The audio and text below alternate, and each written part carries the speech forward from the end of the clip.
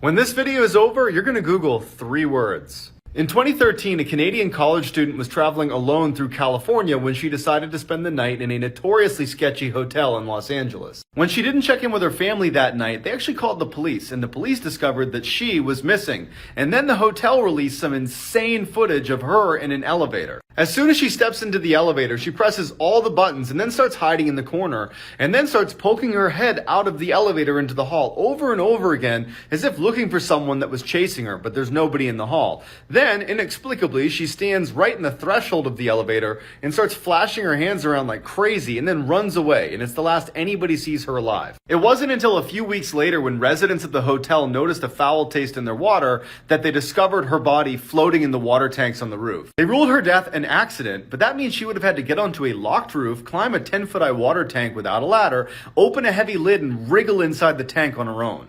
Did you hear about the tragic accident that happened on the Pirates of the Caribbean ride? Because of this accident, there's apparently a real ghost that lives inside this ride. The ghost is said to be a construction worker named George. But during the construction of this ride, George was unfortunately crushed by a large piece of the set that killed him instantly. So now it's said that his spirit lingers there, and staff members have to say good morning to him when they arrive to work and farewell when they leave. If they don't, he'll make life tough for them by causing the Pirates of the Caribbean ride to malfunction and break down throughout the day. It's said that he especially likes to haunt any females that go on this ride. There's been complaints of their hair being pulled or being poked on the back, but the saddest thing is that shortly after the theme park opened, a sad-looking older woman would periodically visit the attraction and ask to ride alone. Cast members then reported seeing her speak to nobody and sobbing into her ride boat. And then apparently it was revealed to be George's heartbroken mother, which is horrible.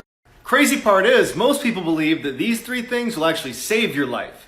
They don't. Let's pretend you get stuck in a blizzard on a mountain, and you need to stay warm. So how are you going to do that? You remember hearing somewhere that alcohol is supposed to keep you warm. So you whip out your flask, you take a swig, and sure enough, you feel warm already. You feel flush in the face. But it's an illusion, because what happens is alcohol, it increases blood flow to the skin and away from your core. So it plummets your core temperature, increasing the odds that you'll get hypothermia and die. So you stop drinking booze and you head off for a cave you see in the distance. Once you get inside the cave, you remember that you know how to make a fire. And so you do. Except the problem with fires inside of caves is it starts to expand the rock above you, causing it to crack and eventually caving in on you. So you narrowly escape the cave-in, only to hear something in the background. A grizzly bear was in the cave with you, and now it's charging out to avoid the cave-in. But you remember, humans can outrun bears, and you start taking off thinking, dumb bear, and it just catches you. These are what your dreams say about you and your life. If you ever dream that you're falling, it means that something in your life isn't going well. It suggests that you may need to rethink a choice in your life or consider a new direction in some area of your life. If you ever have a dream that you're being chased by something or someone, it suggests that you're trying to avoid something daily in your life. It also suggests that you're trying to forget something that makes you feel angry, sad, or any other type of emotion. If you've ever had a dream about losing your teeth, it indicates you're concerned about your ability to communicate or doing something embarrassing in public. Okay, fun fact, did you guys know that there's this thing called revenge bedtime procrastination, where people will refuse to sleep because they don't have much control over their daytime life? So they will sleep very late at night, even if they're super tired, because they just don't want that free time to end at night and they don't want tomorrow to start.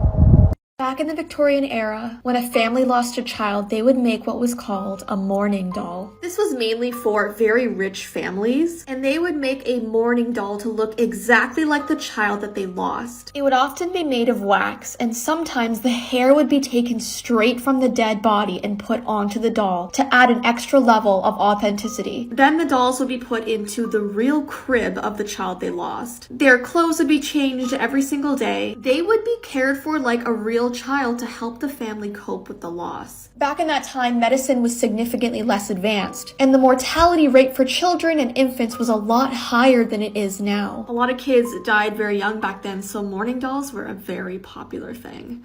Have you ever met someone who wouldn't take no for an answer? That's what happened to Jillian, but things took a strange and unexpected turn. Jillian always went to this one cafe, and one day she bumped into a young man. His name was Charles. Charles came from a wealthy family and thought that no woman could ever say no to him. He asked Jillian to have coffee with him, and she did. They had a friendly conversation for a while, but by the time the cafe was about to close, Charles gently grabbed Jillian by the hand and asked her out. She said, "I'm sorry, you're just not my type," and left. This made Charles furious. From then on, he'd come to the same cafe every single day to hope that Jillian was there. It got to the point where Jillian would look through the window and see Charles waiting for her. She'd feel uncomfortable and leave. It just seemed like he wouldn't take no for an answer. But things were not so simple. One day, it was the final straw. Charles brought flowers to the cafe and waited for Jillian. When she didn't show up, Charles took the flowers, threw them on the ground, and stomped on them. He yelled, "That's it, I'm gonna make you my girlfriend if it's the last thing I do." The next day, he looked up Jillian's address in the phone book and went to her house. But he could never have expected what he would find there. Follow for part 2.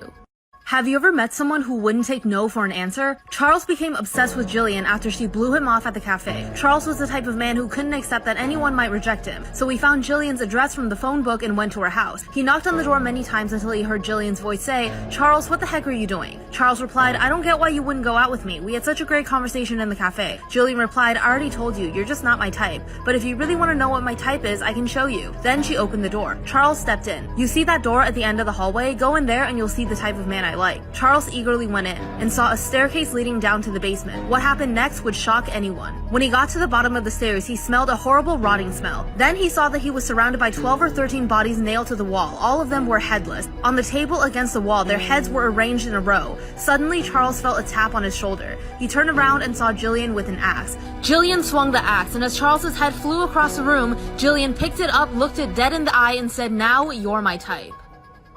Do you know there are true stories of people who found Coraline-like doors in their own houses? Except it didn't take them to another world, it took them to places much creepier. In 2015, there was this couple who bought a new house, and they found this tiny secret door disguised in their bookcase. So they were super intrigued and even excited. They were thinking maybe it would lead them to some hidden treasure or money. But as they were going through the passageway, they found a note that read, "If you're reading this, then you found the secret room." But instead of something exciting, it said, "It's filled with black mold." The walls inside this secret room were covered. There was so much of it that the previous owner and his children were constantly getting sick from it. So the couple immediately packed their things, left the house, making sure to sue the agent who sold them the mold-infested house in the first place.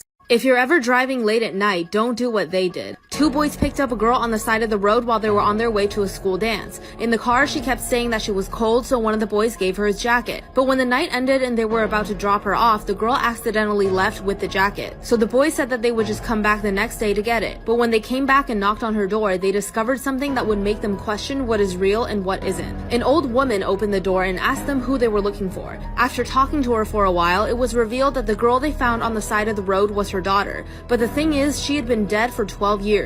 She was killed in a car accident at the same street corner they first saw her. The old woman pointed to a cemetery down the road and said, "That's where we buried her." The boys didn't believe her at first. They'd spent the whole night with this girl, so they knew that she had to be real. But they went to the cemetery and saw the boy's jacket draped over a gravestone. And on the gravestone was the girl's name and the date of her death, exactly 12 years ago to the day. The last one completely blew my mind. There exists a plankton called dinoflagellates that if you consume it, will reverse your sense of hot and cold, and it can last for years. Scientists recently discovered some sharks living in an active volcano, but they can't get in to study them because, well, it's a volcano and it's too hot. In 1972, Vesna Vulovic fell out of a plane at 33,000 feet, no parachute, and lived. Sour Patch Kids and Swedish Fish are made by the same manufacturer, and in fact, the red Sour Patch Kid is literally a Swedish fish, except with sour sugar on it. The only people that know how to open the United States president's car doors are the Secret Service.